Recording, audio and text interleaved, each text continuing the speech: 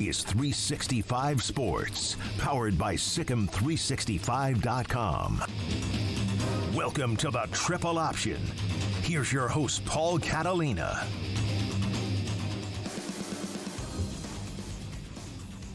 Welcome into the Triple Option. Paul Catalina, Garrett Ross, and of course, Steven Simcox, our Wednesday wheel aficionado who sets up the wheel every week, and that's what we'll do here in a couple of segments. We'll do the wheel, which is Cowboys related today, as Cowboys training camp kicks off. And would you like to know a funny story about my emails this week when it comes to the Cowboys? Always. So I get an email a few days ago that says, hey, with the schedule of what the Cowboys are doing, and it says we're going to have to move the opening press conference to Saturday, even though training camp starts on Wednesday, and it was because Jerry Jones had this paternity issue that he was dealing with. And then, I don't know, I haven't gotten the new schedule yet, but I think they've moved that conference back up to Thursday because now he's there. He can be there, and everything's been resolved and moved on with their lives. So it was very weird. And then, the Cowboys are not going to be like, well, let me tell you why. Here's what happened. You know why.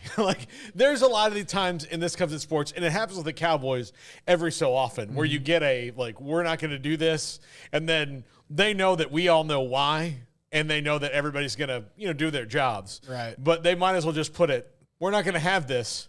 You all know why. You guys are in the media. You guys know about the news. Yeah, you know why this is happening. So Well, Jerry's such a relatable guy. Who among us has not called in PTO because we got to take care of our paternity suits, these that things. We've already paid millions of dollars out to over the years. These things happen. Yeah. Sure. Y'all were there. Who was the player that was falsely accused of a crime or something? Well, Lyle Collins, we were there when they signed him. But there was that. But there was a returner, a special teams guy. No, when Lucky Whitehead got all the whole story about the dog napping and all that stuff. Yes. Yeah, we were there with Lucky Whitehead. Yeah. Weird day, man. We were going to run we were running the Jason Garrett press conference live every day because I think it was at 3:00. So it was right as you and Smokey were going on the air. It was a great all right, here's 30 minutes of Jason Garrett or 20 minutes of Jason Garrett. Then we're right into the show and we off and running. And they kept pushing it back because this Lucky Whitehead situation was going on. And then I think he finally went up to the podium and he couldn't really he realized quickly, all the questions are going to be about that. And he couldn't really talk about it. So then they just bailed. Yeah. You got to love Cowboys camp. It's funny because, when you have good relationships with media relations people, they'll tell you things you need to know. But with the Lucky Whitehead situation about this fake dog napping and all, whatever it was, and ex-girlfriends and all that, I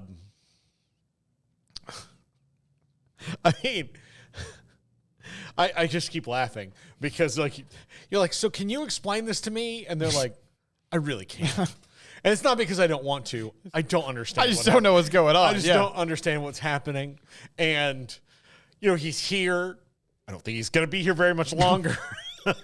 He's got some things to deal with. And eventually Lucky Whitehead wasn't there. Here's a little known Lucky Whitehead story that I feel confident in telling now that it's well removed and maybe somewhat relevant because Zeke's back on the team. But Zeke had that girlfriend that was that caused him to get suspended. He made the choice he made, but that was that girl. And it was a very toxic, terrible relationship if you read the transcripts. So Lucky Whitehead was subsequently released from the Cowboys, and he signed with the Browns. He was also bitter at the Cowboys. This girl sought out Lucky Whitehead. They had a tryst, and she sent the pictures to Zeke. All right. Yes. Yeah. Well, there you go. Yeah. So that's how weird Lucky Whitehead was. What a roundabout way to get revenge, too. Okay. And then Zeke was like, okay. Good for you guys. Congratulations, team. Yeah. All right. He would not see her while she was in, she had Like, send him all these messages. Like, we've got to talk in Cleveland. He's like, no. Every time we talk, it ends up bad for me. Mm-hmm. I'm not doing that. Like, I'm not doing that. I'm not going to see you again. I'm not going to see you. And then, I guess she had met Lucky. I don't know. Like, that whole thing it's very weird. But or she knew of it. I don't know. They crossed paths somehow. It didn't take much for Lucky Whitehead to be like, sure, I'll do it. There wasn't a big negotiation. No, it wasn't like, hey, so here's the scheme. It was probably just like, hey, yo, all right. Dudes rock. Yeah. So that was another whole thing. It was like every week we were on Zeke court watch. Yeah. It was like the injury report was Zeke's trying to get a restraining order against the NFL. He's probable. Mm-hmm. We think we can get a judge to say, no, you can't suspend him. Yeah. So we'll just keep going to, different courts until we can get that done. Nothing like the Cowboys, man. And then, here's the thing. They should have just said, if we don't fight you on this and you and I can talk about this behind closed doors, can we do 2 games instead of 4? Mm-hmm. Like, can we just do that? That's what they should have done. And been like, all right. Because, again, the situation was a little it wasn't black and white. It was definitely not black and white. What Zeke, anything that happened on his part to me is inexcusable. But I also think that, the situation, knowing all the details I know about it from the court case and then just being there, it was like one of those things where you're like, man, this is a weird thing. Like, if I was Roger Goodell, I'd be sitting there listening to it going, I don't know how I'm supposed to feel about this. Yeah. Because the thing is that nobody denied anything that happened. Mm-hmm. It wasn't one of those things where anybody... There were 2 separate stories. It was pretty much the same story, but, either one of them thought it was the other one's fault. But they still wouldn't be like, well, yeah, I mean, I probably shouldn't have done that, Mm-hmm. It was just a weird real thing. So, let's talk ACC. We'll talk Cowboys later in the show about their I'm going to buy or sell. Cowboys storylines. It's Cowboys storylines later in the show. So we got players needing contracts. Yeah. Players needing contracts. New players, new coaches. I'm guessing there's probably going to be something on there about Mike McCarthy. Big year for him, possibly. Yeah. Yeah. Yeah. That's my hot take. It's important for him. We'll talk about that. But also, we want to talk about SEC and Big Ten, or ACC and Big Ten Media Days. Steven, Big Ten Media Days have kicked off. Mm-hmm. Deshaun Foster was just at the podium. And I find this interesting about UCLA.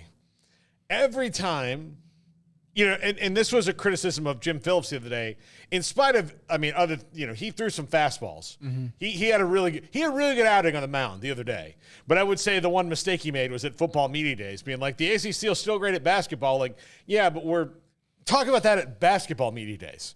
That's in October. We can talk about that in October. Yeah. Now, your football conference is in an existential crisis. Don't bring up basketball as a way to save it, because we know. Yeah, it's not driving the bus here. Yeah, that was where he lost the no-hitter right there.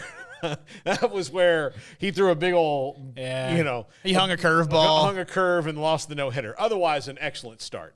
8 1/3 of, really good quality ball that he had the other day. But UCLA is out there, and they talked about entering the Big Ten, and even at Football Media Days, they're like, well, we have championships in 23 sports, or 123 championships, or whatever. Right. Well, not many of those are in football, if any of them. And they like to roll that out, and they'll be like, Mark Spitz went here. He was the greatest Olympian until was he an Olympic football player? No, he's a great swimmer. And then Michael Phelps broke his records. John Wooden, Kareem Abdul-Jabbar, Bill Walton, all basketball. So they like to kind of hide their football in the middle of all their other stuff, which is admittedly elite. A large chunk of American Olympic success comes from UCLA and that athletic department, but a large chunk of college football history has left it behind and doesn't involve it at all. It's funny to me that they that's their tact of let's talk about everything else. And when they're like, well, how's football? It's fine. good. Fine. Our coach just took another job as an offensive coordinator at a bigger school. But other than that, it's great. No, you're right. It's misleading. Also, it really doesn't land now because not that it would matter that much, but it's not like they're carrying the banner for basketball either. Like, this is not the UCLA under John Wooden that was the premier basketball program in the country. So it really is just the ancillary sports. And it sounds a lot like Stanford and Cal, like when they were kind of left in the dust. And they were like, well, we're really good at Olympic stuff. And everybody's like, okay, that's cool. Yeah. Like, we can't wait for that every 4 years. Yeah. Super pumps. Thank you. Hang those banners in your hall. And, we're really good at academics. Well, Greg Sankey doesn't really care. But that's great that you guys are doing research. We appreciate that you guys are working on that stuff. Thanks for all the drugs. We appreciate that. But if somebody came to Greg Sankey and be like, "Hey, did you know that at Auburn they just cured paralysis?" and he'd be like, "Oh, I guess that's good news. Does that mean that more football players can like do things?" Awesome for paralysis. Good for them. Great. But where's my money? What's the QB battle looking like? Yeah. No, it's a wild thing. Also, one weird thing about that Deshaun Foster opening statement, I guess as someone who watches these things all the time, we kind of take this for granted, but it looked like, Paul, he didn't know he was supposed to make an opening statement. Oh. Like, he got up there and he kind of gave a few facts. He talked about championships, and then after about 30 seconds, he was like, yeah, we're coming to the Big Ten. We're in L.A. Like, he just started naming things that were true. Yeah. And then eventually he was like, all right, I guess that's it. But I don't know if they didn't prepare him well or what the deal was. You know what's funny about that? Most coaches don't really want to make an opening statement. They just want to get right to the questions and get it over with. So I've been to many press conferences where, especially for bowl games or events like this, where the moderator's like, the coach will make a brief opening statement, and then we'll take questions. And the coach will sit down and be like, we're happy to be here, fired up about it. Or like even after like a bowl game, like, hey, it was a big win for us or a tough loss. And then like the moderator's like, well, you can keep going. And the coach is like, I don't want to. No, I got places to be. The fact that I'm even here, even though we won by 38 points, the fact I'm even here is contractually obligated. Let's get straight to it, guys. Yeah, let's get into it. Like those kind of things. Now there are coaches who love press conferences, and some of them are great coaches, and some of them are mediocre coaches masquerading as great coaches. But most of them are like, all right, ask me your little thing for your little thing, and then your story, yeah. Well, then I'll move on. That's how it is. But yeah, I'm pretty sure he just wanted to get right into it. Right. How's Ethan Garber's? The transition, considering it happened so late, has it been challenging? Recruiting, all those things. That's the interesting story about Deshaun Foster is he was thrust into duty when Chip Kelly's like, yeah, you know what? I don't want to be a head coach anymore, and I'm going to go take pretty much the same money to go to Ohio State and take what is, I guess, a lesser job to call plays against eventually UCLA. Right. Well, and that program's got a lot to prove because, I feel like geographically, yes, Oregon, Washington, USC, very different than the rest of the league. But from a program standpoint, kind of makes sense that they're going to be playing big-time teams in the Big Ten. It's not a huge shock to the system. UCLA, it just sounds very different. Yeah. Because there's just not that prestige there anymore. Yeah, absolutely. Another interesting part about Big Ten Media Days is that you have to address certain things that are new. They're going to be playing a lot of games on every week, pretty much, save for I think one, right, Garrett? I believe it's one. Yes, one or two. They don't have Friday night games, but for most of the season, they have Friday night games. This is a huge adjustment. Some teams have 2 games. A lot of teams have 1 game. Several teams have none, and I do like that Tony Petitti addressed that it's just not a coincidence. It wasn't like, Ohio State, Penn State, and Michigan don't have a Friday game? Shocking. We'll circle back to that. Like, that was weird. We didn't even, you get to doing these things and you start moving around and we just put it in a spreadsheet. We put it in the spreadsheet. I guess we left out a value. It was, we are not going to play Friday night games in those 3 places. And I get it. Sure. But I also get the other 15 teams, especially ones like USC and Oregon going, hey, what the heck? Come on, man. You knew what you signed up for, though. Yeah, you knew it what is. you were getting into. It is. And look, you're new, but I do if I'm Michigan State, I'm like, I won this league like 8 years ago. Like, what? It wasn't that long ago. We were in the playoff, man. That's right. Like, did we mean something. Yeah, we've done something. I honestly forget they were ever in the playoff. Yeah, we're not Iowa here. They can play on Fridays. What else is there to do in Iowa City? Iowa can play on a Tuesday. It's going to be the same thing either way. Yeah. It's going to be a 20-7 just slugfest. I respect any conference commissioner that just tells you, yes, this is how it is. Mm-hmm. We have 3 teams that are going to get what they want because they're the 3 teams that have essentially secured the financial boon for all of this. Right. We're like, the reason we have all this is mostly because of these 3 right here. And Penn State's new. Penn State. Here's the thing about Penn State. When they had to pick and they've been in the league for over 25 years now. When they had to pick Penn State's rival, like every year rival, they were like, they still don't have one.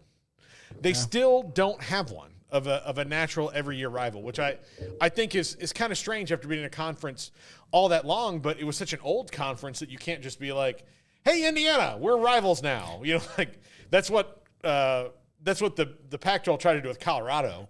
So the Colorado and Oregon, and they'd be like, this is a rivalry. And they're like, is it? There's nothing there. Yeah, sure. Yeah. Garrett, has the LSU A&M thing that they tried to force, has that worked out at all? I mean, I would say yes and no. They played some good games, obviously. It's more so, this is just my perspective speaking, it's more so annoying to lose to them. I wouldn't necessarily call it a rivalry. They're just obnoxious to lose to. Yeah, I get that. Well, and Penn State's kind of in a weird situation, too, because they're sort of that second tier. So it's like, I guess the natural first pick would be either Michigan or Ohio State, but that's never going to replace the game. And so then it's, okay, who's next? And I guess it just hasn't worked with like Wisconsin or someone like that. But yeah, fascinating times for the Big Ten. I do appreciate that honesty as well. It's very similar to when Jimmy Johnson, and I don't remember the name of the player, but Paul, he cut that player who like fell asleep in a meeting. It was John Roper. And they asked him, well, what would you do if Emmitt Smith fell asleep in a meeting? And he said, I'd get him a pillow. Yeah, I'd get him a pillow, I'd turn down the lights, and I'd shut up. Yeah, you know? Yeah. Rules are different for different people in different institutions. It's just how it is. But, I mean, yeah, Friday night games, it's a cool concept, and it'll do well on TV, and you get to keep your the schools that are kind of bringing the most power to the table happy. So I guess it all worked out for them in this upcoming season in that regard. Yeah.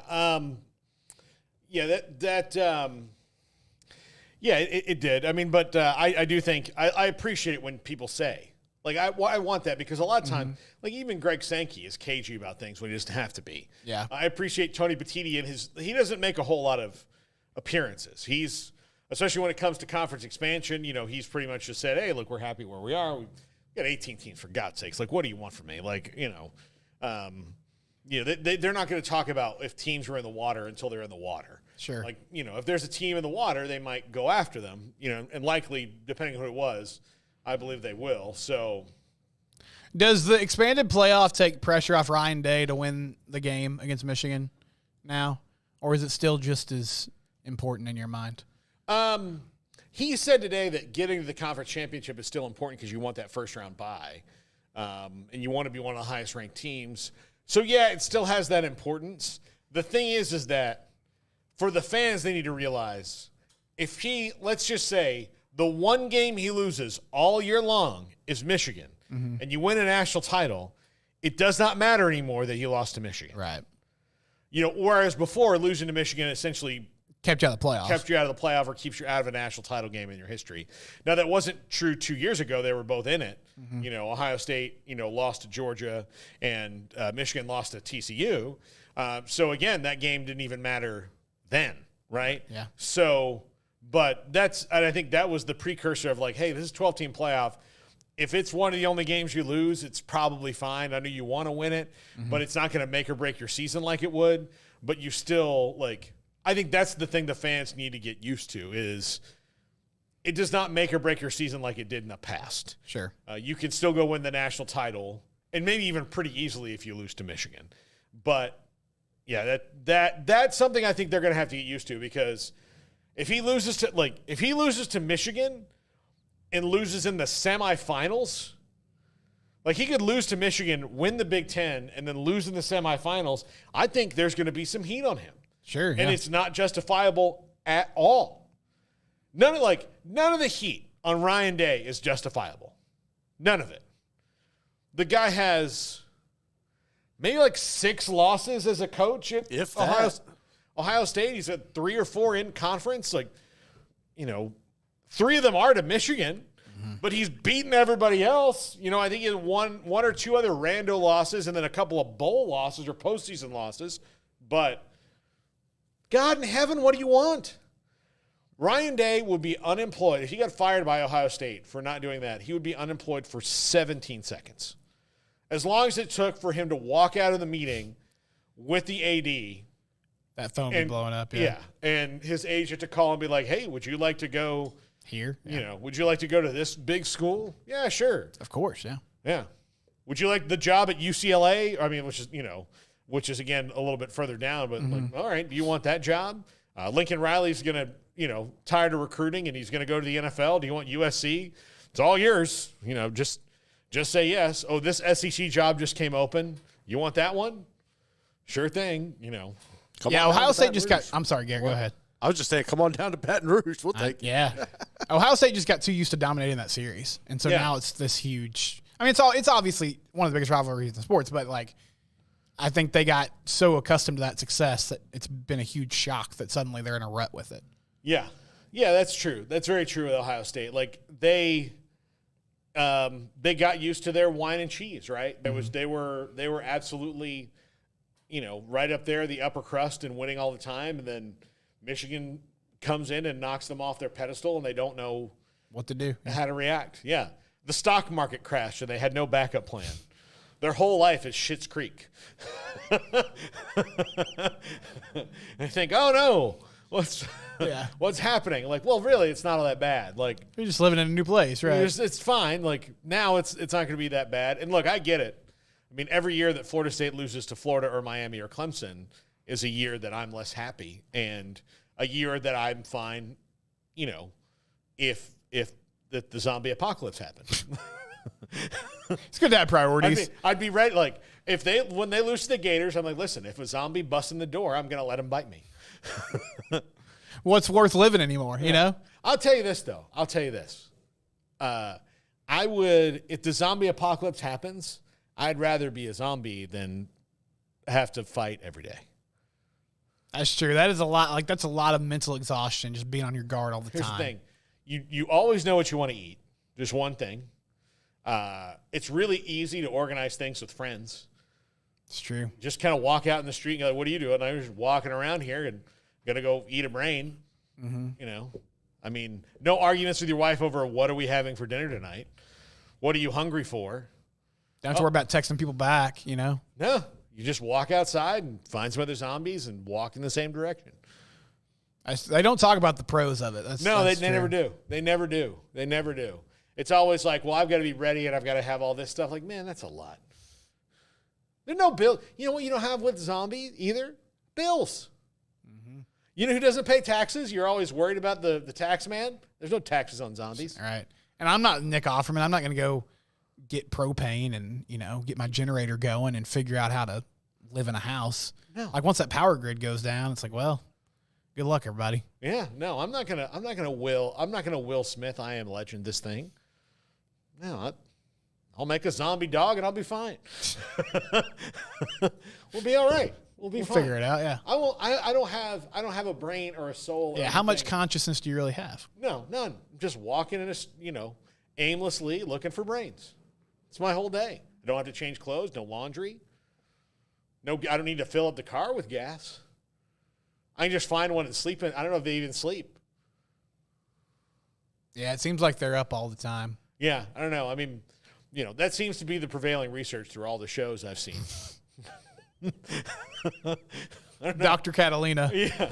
PhD in zombie knowledge. Zombieology. When we come back, a potential zombie conference in the ACC if everything falls apart. But there are some good things. I'm curious, Stephen, outside of the big two and the big maybe in Miami, which they're a big maybe right now.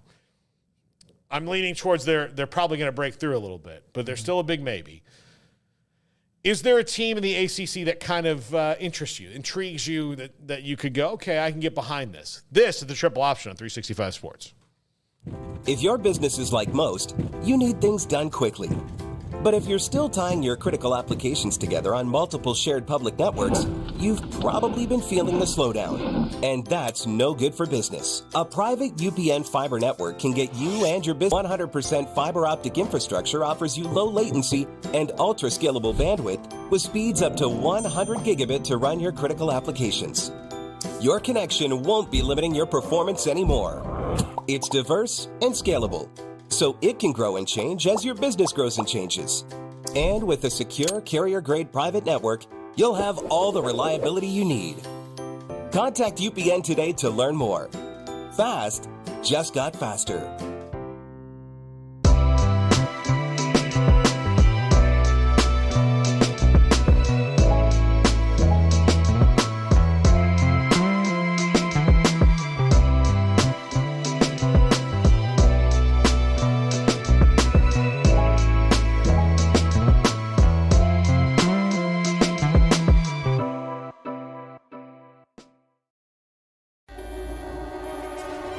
This is 365 Sports, powered by Sikkim365.com.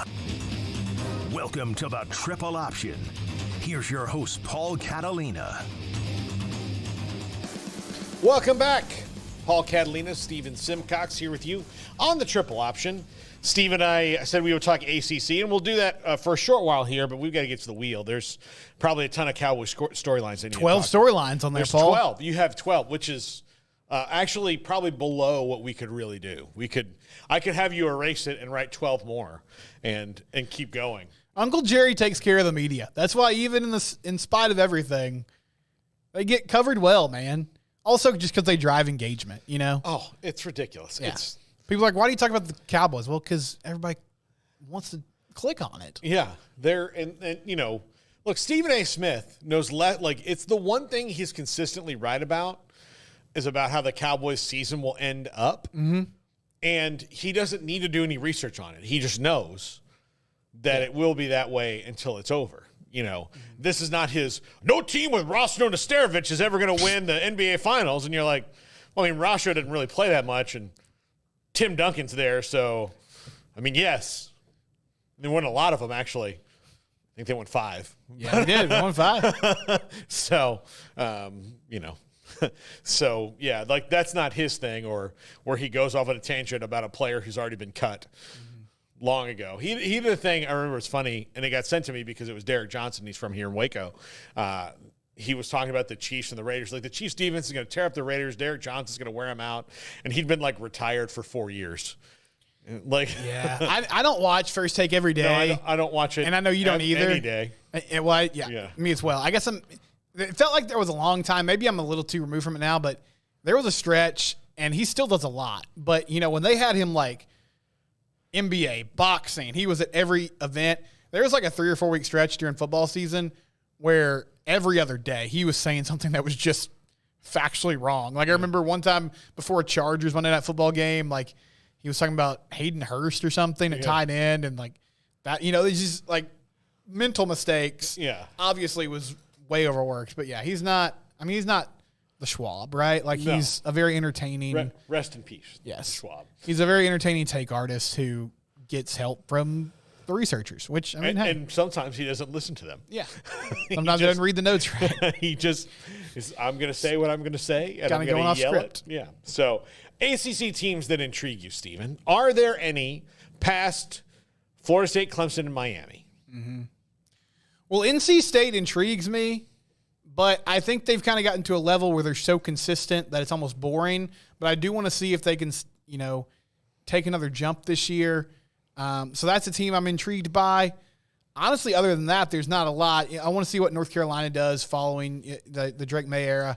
But yeah, it really kind of does come down to those 3 or 4 schools. I think this is a really big year for Clemson. Obviously, you've talked at length, Paul, about Dabo's reluctance to embrace the new world of the transfer portal. and what that means for roster building for them moving forward. Their offense seems very uncreative and kind of out of sorts. We'll see if Garrett Riley can get that going in year 2. But if they're going to stay in the conversation, it feels like this is a big season for them to prove, like, okay, we're still – like we can still be the bully here if things align right, because it's been a little while since we've seen that from Clemson. They've not been as good up front as they have been in the past. Mm-hmm. Now, look, they had a defensive line a few years ago that had 6 NFL players on it. I don't think that's the case anymore. They've probably gone from 6 to 3, so most teams don't even have 1. So it's not like they're at a deficit nationally, but there's just some things. And look, he has not reacted. Everybody's using it but him, so it's just going to be ridiculous when he refuses to use it, because – the one thing I don't get, like, you can give me every other reason he has, and some of them are really stupid. Like, we all transferred in from the high school. Like, buddy. Now you're trying too hard. Like that, in the this program is in God's name, image and likeness. Like, we transferred a lot of people from death to life in the name of the Lord. Yeah. Yeah. Praise God. That's one of those things that, like, I even think, like, Jesus hears and he's like, you're not helping me, man. It's hard enough. It's hard enough getting people to believe and live good lives. And then you say stuff like that, and they're like, do I really want to go to church? It is very young life leader, like, hey, we're cool too. You know? Yeah. I get it. Okay, man. All right. You know, like, that's not really what I'm trying Does Emory have a young life shirt on? No, K-Life. Okay, I'm good. Okay. I was like, all right, well, Emory's going to take me out in the commercial break. In the name of the Lord, he will. Yeah, that's right. Absolutely. But what about those kids that Clemson was, like, they really wanted to go, but, you know, they got talked into it, you know. Okay, my choices are Clemson and Georgia and Oklahoma and Florida. And I went to Florida, and they changed coaches, and I don't like it. And I really, you know, Dabo's maybe more kind of my guy and my cup of tea. He's not even taking those guys. Right. Like, the minute you say no to Dabo, your relationship with him is over. That's where the transfer portal, I think, can work for you as better than just going and trying to cherry pick a bunch of stars, is where you have a relationship with somebody. They didn't go to school with you. They didn't like where they went, and they want to go do that. They're a redshirt freshman. They're essentially starting from scratch. They're barely better than a high school player. So why you're not even taking those guys? Like, that to me is the one that doesn't make sense, right? Of all the things he says. Well, and I would ask him this, except I don't want to give him that idea. I think, to me, like, the bigger picture when you look at Clemson is you have an elite offensive coordinator right now in Garrett Riley. How long is he going to stick with you with this philosophy, wasting his time and talent, when more than likely the ultimate goal is to become a head coach? Like, if you're not going to address it and bring in talent for him to work with, then nobody can expect Cade Klubnik to develop properly, because he's not going to have the talent to throw around him. You're just kind of setting everybody up for failure. Yeah. Well, and they had a really good run. I mean, Garrett makes a great point there. They also need to hit on a QB again. I mean, like, Deshaun Watson and Trevor Lawrence, that was a long time ago now. And there's been kind of a cycle there of guys that can do certain things well, but aren't going to be, you know, game breakers, aren't going to take you to the next level. You take those words out of your mouth, because DJU is going to change my whole life. That's what I've convinced myself. I'm talking when he was at Clemson. He's going to change my whole life. I have to believe that, or I won't get up in the morning. I'll just pull the covers over my head. Sorry, honey. What is there to live for if DJU can't get us going? Can you get me a Pop-Tart? I'm just going to eat it here. Sorry about the crumbs. But they do, they got to do something there. And it feels like, we've said this before, but it's like self-imposed rules that nobody's enforcing. Yeah. It's like, well, if I win this way, what does that mean? Well, it means you still get a trophy. Right. Like, they're not going to put an asterisk on it because you used the transfer portal. Everyone else is doing it. Yeah. You know, Nick Saban did it. I mean, he eventually said, I'm kind of tired of this and want to leave, but, like, everyone's doing it. Don't worry about it, brother. It's okay. Yeah. There are, like, a family who doesn't eat gluten and they don't have a gluten allergy. They're like, oh, we don't eat gluten here. And you're like, well, do you have a gluten allergy? Like, no, we just don't do it. We're just doing it for the love of the game. And you're like, well, I mean, you can have all the gluten you want. Gluten's not the bad thing. Gluten, like the carbs and the sugars and all that are the bad thing. Gluten is just a thing that you have an allergy to or you don't. Like, like I'm allergic to pollen, so I don't, go running around in beds of flowers. That's why I don't do it. But if I wasn't allergic to pollen, that might be something that's available to me. I don't know. I don't know if I do it or not, but I wouldn't say I'm never gonna do that. Yeah, I never knew you couldn't frolic like that. That's kind of sad, Paul. It's a bummer. I'm very allergic to pollen. Look, if I was allergic to bee stings, I wouldn't be an apiarist, right? If I really wanted to be an apiarist and I wasn't allergic to bee stings, I wouldn't be like, look, no, I don't F with bees. like Dabo Sweeney's like, no, man, gluten's bad. And you're like, I can't touch that. Well, you're allergic to it? No. Like, I mean, you like bread, right? Oh, I love bread. Well, then eat bread. You're fine. You're in shape. You're running. You're doing weights. You're fine. Nah, man. Just not gonna have bread. I can't mess with the culture here. We got to keep it all in house. Yeah, we're just gonna wrap it in a piece of lettuce and call it a day. We got to develop these guys. We can't let somebody else do it for us. Yeah, or I'm gonna buy the gluten-free bread and tell everybody it's just the same. That's what I'm gonna do. It's exactly the same. It's not. It's absolutely not. It's not. No, it's just not. a lie. So, Paul, outside of the quarterback question, what's your biggest questions for Florida State going into the season? Wide receiver. I think running back will be fine. They don't have they had 2 alpha dogs last year. They didn't need Keon Coleman, and they got Keon Coleman. Right. By the way, Keon Coleman, funniest guy in the NFL. Fun guy, man. Yeah. I'm very upset he's not a Cowboy. Very upset. The Bills, but he's in a place that will appreciate his humor in a way with the Bills. I'm happy he's found a nice cradle to begin his career, that his vibe will work out.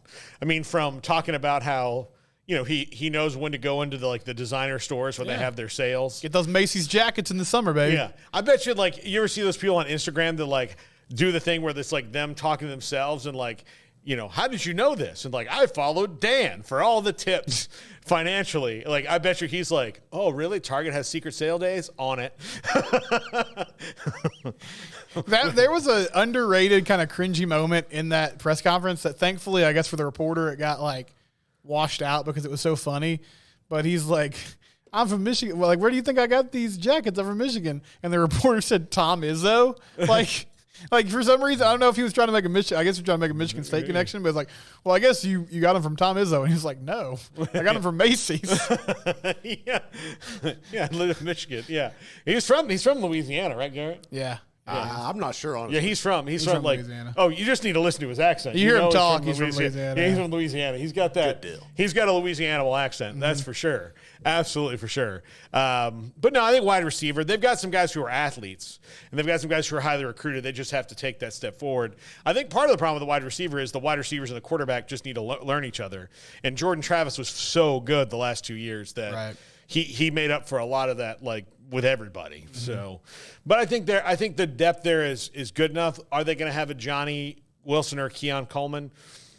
I don't know. Probably not. That was a unique situation. They had Jaheim Bell at tight end. All that. I think tight end's going to be fine. They got one of the best young tight ends coming in. They have Kyle Morlock, who's 11 feet tall and athletic and all that. So offensive line should be really, really good and deep. Defensive line, loses studs. I mean, Jared Verse is gone, but Marvin Jones Jr., comes to finally claim his legacy. Honestly, it's like Jon Snow. It's just like Jon Snow ascending to the throne. That's I'm so thrilled that Marvin Jones Jr. is at FSU. So I think he'll have a great year. So, again, they're not going to go 13-0. That's not going to happen, but you don't have to anymore. They don't have to. So we'll see. I think they'll be really good. I think DJU will work out well in Norvell's offense. I also am intrigued by Grayson McCall at NC State. I think he can kind of make them fun. Sure. I mean, if Tyler Shuck can stay healthy, Louisville will be salty as hell. I just don't. It's one of those things I can't believe until I see it. Remember when he transferred to Tech from Oregon and people were like, oh, man, Tyler Shuck, first-round pick. Yeah. Vibes, buzz.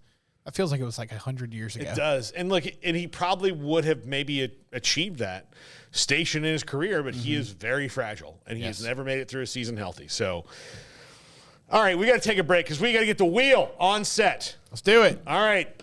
The Wednesday Wheel of Whimsy coming up next. This is the Triple Option. If your business is like most, you need things done quickly. But if you're still tying your critical applications together on multiple shared public networks, you've probably been feeling the slowdown. And that's no good for business. A private UPN fiber network can get you and your business moving at the speed of light. Whatever you need, we can build it. Internet, Metro Ethernet, Waves, dark fiber. We deliver custom private networks and are focused on business customers only. Our next generation 100% fiber optic infrastructure offers you low latency and ultra scalable bandwidth with speeds up to 100 gigabit to run your critical applications. Your connection won't be limiting your performance anymore. It's diverse and scalable, so it can grow and change as your business grows and changes. And with a secure carrier-grade private network, you'll have all the reliability you need. Contact UPN today to learn more. Fast just got faster.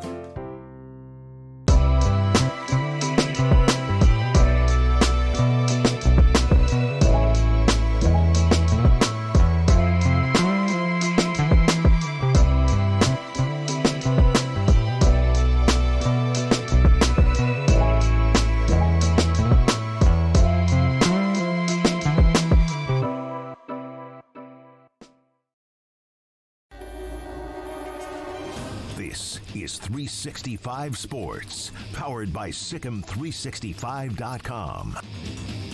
Welcome to the Triple Option. Here's your host, Paul Catalina. Welcome back, Paul Catalina and Steven Simcox. It's time for the Wednesday Wheel of Whimsy. I love this segment. Yes. So here we go, and this is Cowboys storylines. Storylines going into training camp. Training camp starts today in Oxnard. All right. Mike Zimmer. Okay. Buy or sell on Mike Zimmer, I'll Paul. buy Mike Zimmer. I mean, he's done a good job with the Cowboys in the past. He's done a good job with other defenses. I think they have the personnel for it.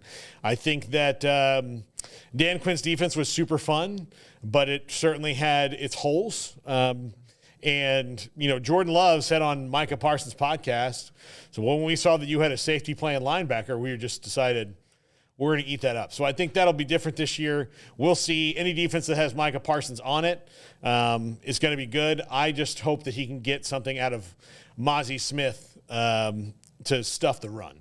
If Mozzie Smith can make a massive improvement in year two, and who's to say that he won't? But that position of defensive tackle has been a bit of a wasteland for the Cowboys over the last decade, probably. Who was the DT from UCF that never panned out? It was like a second-round pick during the COVID year. Yeah, he was the last Marinelli pick. I can look it up. No, he wasn't during the COVID. He was before because he was right the COVID before. season. Okay. Golly, what was his name? My only question about Mike Zimmer is Dan Quinn did such a good job. Like, can you replicate that? But that being said, as you pointed out, playoffs-wise, I mean, they struggled. Dan Quinn had an exploitable flaw in the defense. Now, was it personnel that they were really short on linebackers? Yeah.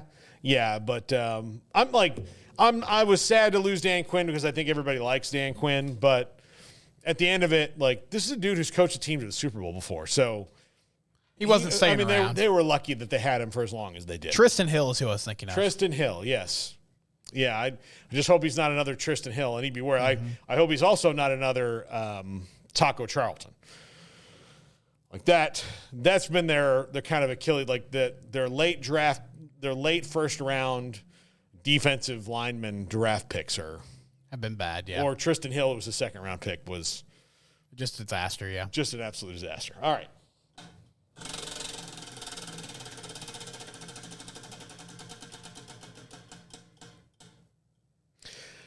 Trayvon Diggs. Coming back from injury, Paul. I think he's been, fortunately, which is not fortunate for him, but as recovery goes, he was injured so early on last year that I think he should be able to kind of hit the ground running once he's back.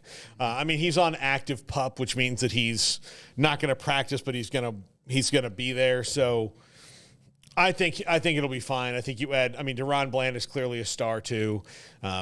You have, Jordan Lewis. You didn't bring back Stephon Gilmore yet. They've got some draft picks that they like. I think they're fine at cornerback. I think Trayvon Diggs will still be Trayvon Diggs.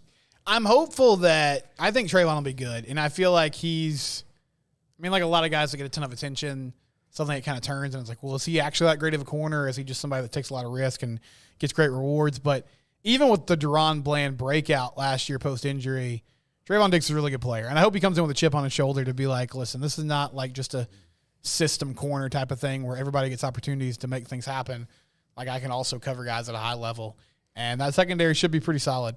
And I am curious to see what they do with Stephon Gilmore. I mean, I saw him talking last week about how surely there's not 32, corners better than him in the league, but he doesn't have a team right now. So maybe that reunion will make more sense as we get closer to the season, as both parties need, somebody to fill that role, and he needs a place to be. Yeah, I'm fine with what they have at cornerback.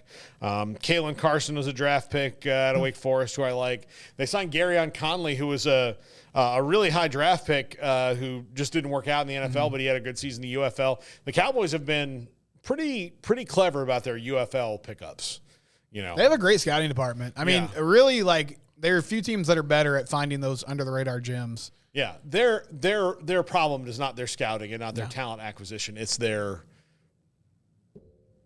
this last step. They're always up to the last couple steps and to get there, and then they just slip and fall back down. So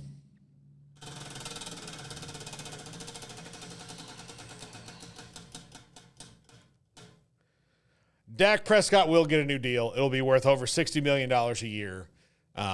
This drew out way longer than it had to.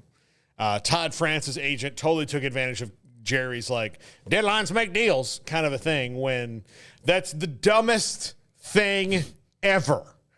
And every other team proves it when they sign their new receiver or quarterback for a huge deal, but it's still below, it's still going to be below what the next one is. Right. Every time somebody passes, Jordan Love's probably about to get his before Dak gets his. And then, either Dak or Tua Tagovailoa is going to be thankful of the other one for doing what they did. Trevor Lawrence, all that stuff keeps happening. Leaves keep falling, as Jerry said. So he will get it, and the Cowboys will create some financial flexibility, but this could have been a way better and way longer ago. Yeah, I mean, yesterday's price isn't today's price. The longer you wait, the bigger these deals get.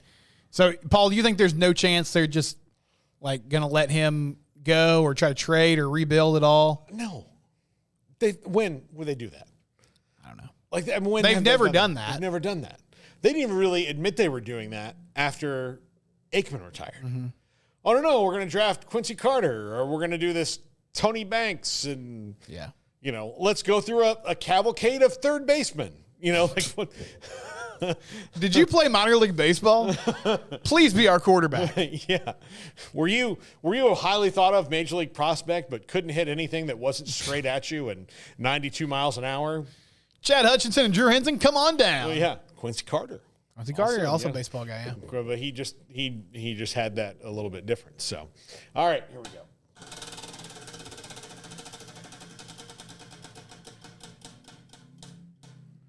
Oh, Jerry Jones all in. This was just said to get people excited. He was never all in. He's not been all in the way that people wanted to be all in. That doesn't mean that Jerry doesn't want to win. Jerry just wants to win in Jerry's way. Right. That's where people understand Jerry. Jerry wants to win more than any owner in the NFL. Honestly, he really does. And they all want to win. He wants it so bad. He wants to win the Super Bowl every single year. He just only wants to do it one way, as where the ones who keep, winning are fine with doing it different ways. Whatever way is going to win it. And the one way doesn't even mean one scheme or whatever, because he'll the last person who talks to Jerry, if they're the best salesman, then that's what they're going to do. So he'll change schemes and coaches and all that stuff, but it's got to be Jerry's idea. It's got to be Jerry's idea, and that's where they fumble the ball. I think the narrative of him and he's had to make some tough decisions like everybody has that owns the team. Obviously, the Landry thing was such a huge seminal moment in the franchise. But because of that, it was like, oh, Jerry's this ruthless guy. But honestly, like, at least in my era of following the Cowboys, his biggest issue is he's too loyal to people. Like, he gets in his mind, he wants to be right about something, and he just lets it drag out. It's why he gave Jason Garrett 2.5 presidential terms to try to figure out how to get that team, because he thought that was the next rising star in coaching. You know, we've seen with quarterbacks, he's been extremely loyal. Like, yeah, this was just something he said, and for whatever reason, they're not messing with free agency, and they think that's the way to go, and they think they're the smartest people in the room, even though the results don't prove that, and so they're going to stick with that course, and there's really nothing anybody can do to get them off that, you know, that style of team building. Yeah, absolutely. So, yeah, it's just kind of how it goes with Jerry. All right.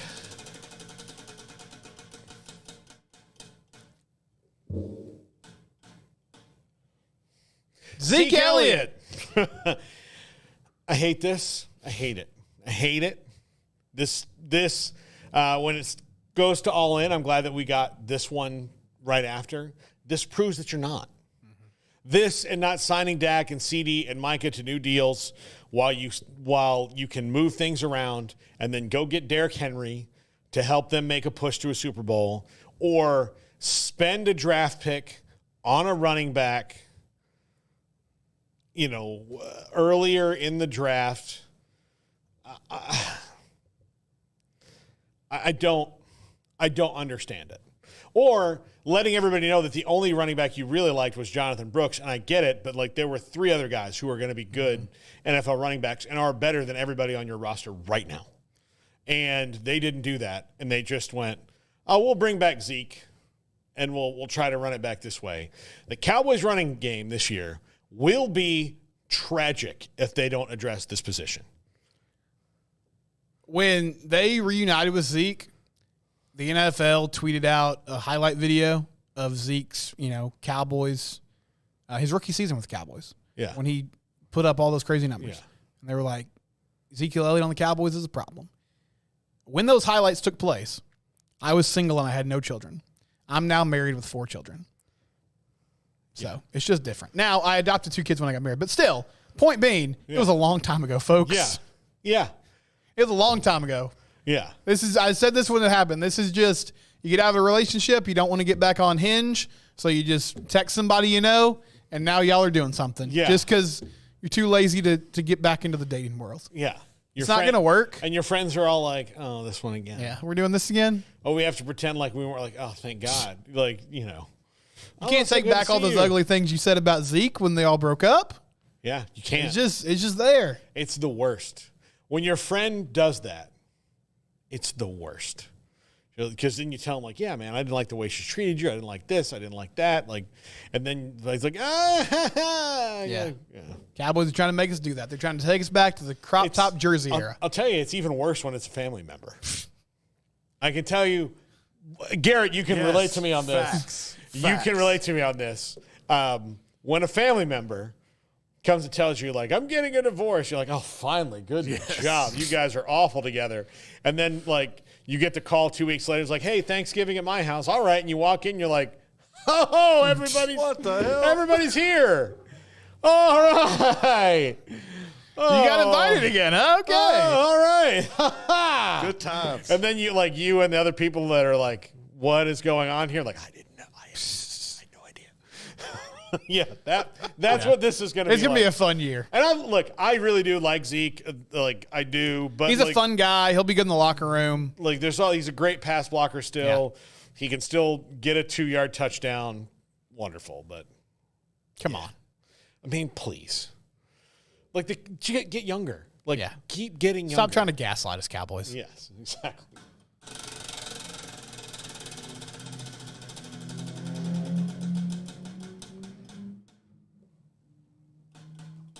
Bill Belichick looming, Paul. Buy or sell? Sell.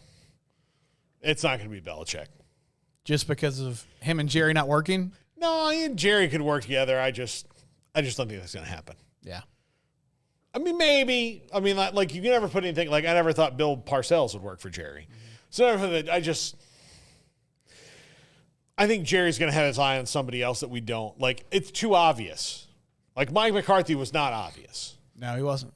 Jason Garrett was a little bit obvious. Wade Phillips wasn't obvious.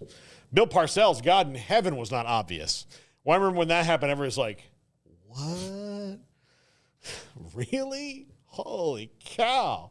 I was in Dallas visiting when it was announced, and I was like, you got to be kidding me. Like, this guy knows football. This guy, like, this is Jerry. He'll push back against Jerry. He'll rebuild that was the last time I was ever truly optimistic. Every other time I've been like, we know how this ends. Okay. Wade Phillips had me teased for a good regular season, and then Uncle Wade. Good old Uncle Wade. All right.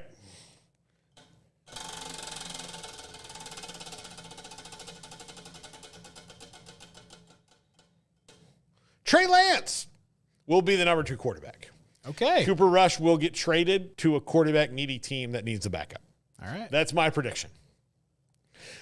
If Trey Lance is not the number 2 quarterback, they burned another draft pick for nothing. That's a good point. I mean, you did give up some capital for him, so you have to kind of find a role. Give him a 4th-round pick, which is where you could have picked a running back.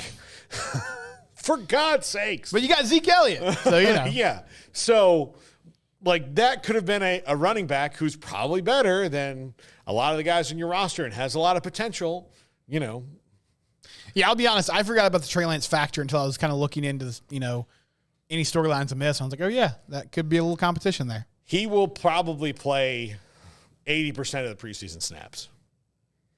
I mean, realistically. Just to get a good look at him, right? They know what Cooper Rush can do. Sure, yeah. And they're going to protect Dak. Right. It's going to be you're going to see a lot of Trey Lance. That kind of makes me excited for the preseason, so I'm looking forward to that. All right.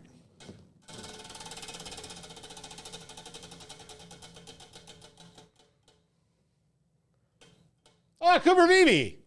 The Cowboys' center of the future. Mm-hmm. I think he'll either be the center to start the season or by about week 7 or 8. I wouldn't put it past Brock Hoffman or T.J. Bass to get some time at center early on just because they have more experience. But, I mean, Cooper Beebe was drafted to be the center. He's an absolute road grader. He's a menace. Garrett loves Cooper Beebe. I love Cooper Beebe. Yeah, I mean, he comes from Chris Kleiman. He's ready. He talks about dirt and guys. I mean, this is someone they need. This is a guy. This is my favorite pick of the entire draft was Cooper Beebe. KT Levison was right here in the studio telling us he absolutely knows how to play center. There's going to be no learning curve. He's done it before. He'll be great at it. Let's go. Cooper Beebe, best pick of the Cowboys draft. Yeah, he had a quote this year where he said there's nothing better than breaking a man's will. Yeah. So I'm all in on Cooper Beebe as well. No, we interviewed him. I want to say we interviewed him last year at Big 12 Media Days. Last year, year before last. Year before last at Big 12 Media Days. And I was like, yeah, this guy not only some people wind up being offensive linemen because they think they're going to be a running back and then they get to high school and they're like, no, that's not going to happen. And then they kind of begrudgingly play offensive line. I don't think there was ever a day in this kid's life that he wanted to be anything but an offensive lineman. He was born to do this. He was born he was watching on TV and people were like, man, look at that run. He'd be like, no. 63 right there. Look at that. Just dirted a guy. So that's my guy. Yeah. All right, let's I can quickly go through these if you want me to. We'll go to Tyler Guyton. Oh, we're on the offensive line side. All right, Tyler Guyton. We'll have it'll probably look a lot like Tyler Smith. Where there'll be some growing pains, but you'll oh, wow, this kid is athletic and good. I mean, as much as I like to make fun of them, they do draft offensive linemen well. They've got a good track record of it. Yeah. So I trust their evaluation here. Yeah, look, I was at first on Tyler Smith, they have so many holding penalties. Need lead and holding penalties. And they're like, we'll fix it. And Mike McCarthy fixed it. So Tyler Smith's one of the best young offensive linemen in the league. I have no doubt that Tyler Guyton will be. I'm sorry that Tyron Smith isn't there to help him out, but Zach Martin's there and Terrence Steele and some other veterans, so I'm fine with that. And look, we don't have very much longer of Zach Martin. This could be Zach Martin's season, or next season is going to be a Zach Martin season. If we get 3 more seasons out of Zach Martin, it might be because the Cowboys have some way found their way into a possible 3-peat of a Super Bowl, and he's like, I'd like to ride this train. Sure, but let's be realistic. Yeah, that's not happening. I need a Pete before I need a 3-peat. I need 1 Pete. I need a Super Bowl again before we can talk that. I'm just talking about ridiculous scenarios where you could see Zach Martin extend his career. Tyron Smith, I think this will be his last year. Honestly, I think he'll play for the Jets and, be like, I'm really tired of hearing an anti-vaxxer who gets all his money from Johnson & Johnson. Yeah. Tell me about things and ayahuasca and, why Big Bird was on the Epstein plane. I'm just gonna go home. Yeah, it's much more normal. It's much more normal back at home. Mike McCarthy. I don't know, man. It's such a weird thing. He's 12 wins 3 years in a row, and yet he's staring down the barrel of being let go because he hadn't gotten him over the hump, which tells you it's probably not Mike McCarthy's fault. I mean, nothing's different than any of the other coaches. No, it's just another tenure that's being wasted. Yeah. It's not Mike McCarthy's fault. He's done a very admirable job. Now, is he the coach he used to be when they won the Super Bowl? No. But, I mean, you can probably plug another guy in with the roster the Cowboys are going to give the next guy, and he can win 12 games without breaking a sweat and then get to the playoffs and something happens because they honestly, like every playoff loss that they have is because they weren't built at a spot in the first place, and then they're in the playoffs where they can't, hide it. They don't get to play the Giants and Commanders twice, and they don't get to, play a bad Charger team or something like that. You're playing another playoff team, and you can't hide it anymore. So, you beat the Bucs and you end Tom Brady's career, and then you've got to play the 49ers, a team that's built almost specifically to beat your weaknesses. Yeah. And Tony Pollard gets hurt, and you have, it's now, the Dak and CD show because you had no plan past that. It was just that's the thing. Oh, dear Lord, it's 2:02. You get me talking. Micah Parsons will get a new deal next year. CeeDee Lamb will get a new deal before camp. That's it. Yeah. So Micah Parsons, middle of the year, new deal. That's when that'll happen. So CeeDee will get one. They got to get him into camp. They got to get him in. So, all right, well, that's going to do it. Thank you, Stephen. We got Phil Steele, among others, today. We have a lot. We have a lot on the show. Just tune in to the show next in an hour. We've got lots to do here. I messed up the top 5 earlier. I have to do it again. So we got to go. Garrett was snapping at me. No, I was actually popping my fingers. Okay. I wasn't snapping. I just heard, he was popping his fingers at me. Emery's not even paying attention. He doesn't care what's going on. No, he's just mixing down Phil Steele. Yeah, that's right. All right. That's it. Bye. If your business is like most, you need things done quickly. But if you're still tying your critical applications